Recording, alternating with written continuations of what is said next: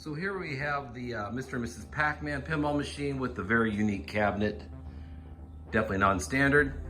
They built 3 different machines, Mr. and Mrs. Pac-Man, Centaur 2, and 8-Ball Deluxe Limited Edition. And it's a little different when you go to move these games. You'll see in the video how I do it. I went online looking to see how other people did it, and there wasn't much resources. So, you know, if you have like an open, like a pickup bed, you can just pull off the legs and slide it in there, leave the head up, maybe pull off the back glass and the display panel so it doesn't get damaged in the transport. Or, what else can you do? You can leave it on its legs, which is extremely dangerous and fully assembled. I've seen that done before, not me. This is how I did it, and it's, I would say, quite reliable, so check it out. All right, so the first thing I do, I unplug it from the wall, come inside the cabinet, and I make sure everything that is loose and can fall down and create any havoc, I make sure it's all clean and good to transport the game. Okay, the next thing I like to do is I like to remove the ball for transport, put that someplace safe, do not drop it. Remove the display panel artwork by moving these 2. There's one here, sliding them back.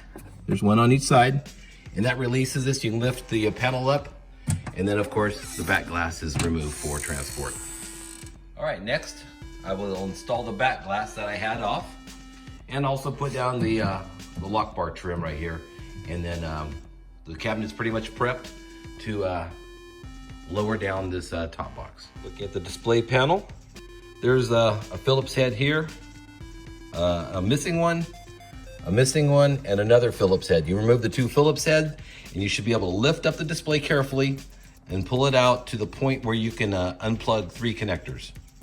So you can mark the 3 connectors any way you want, just so you remember how they go back together. Another way, if you forget to do that, you can match the wires on each side of the connector and figure out easily their 3 actual unique positions. So this is just overkill, but one way you can do it.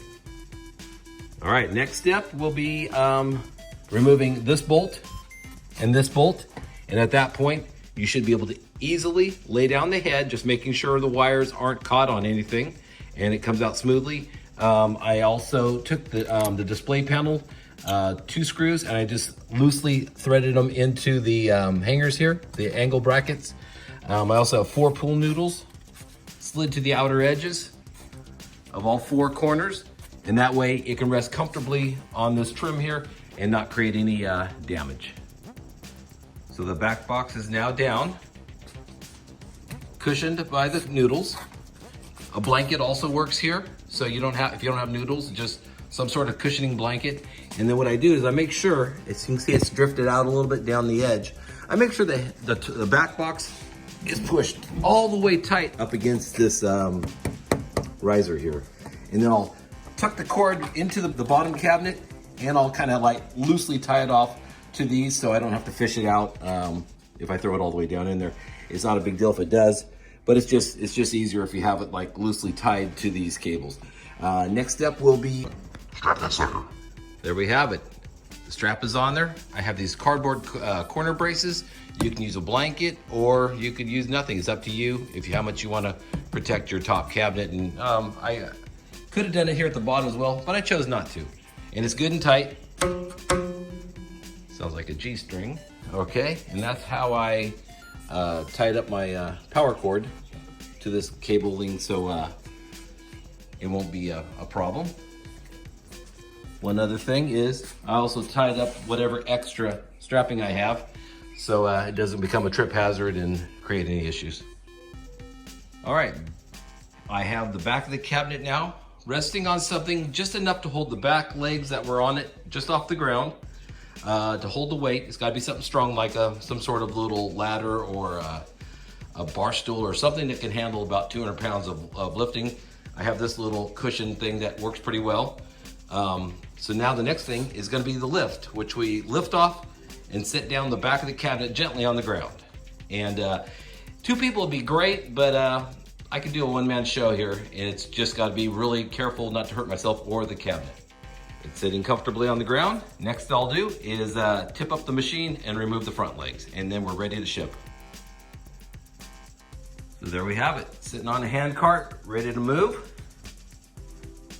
I have the tools right here that I used. The legs, the display panel, coin box, a bag of loose parts, the bolts and the ball and the key. And then I have the artwork there for the display panel and for the back glass, and this little stool that I use to support it while I put on and off the back legs.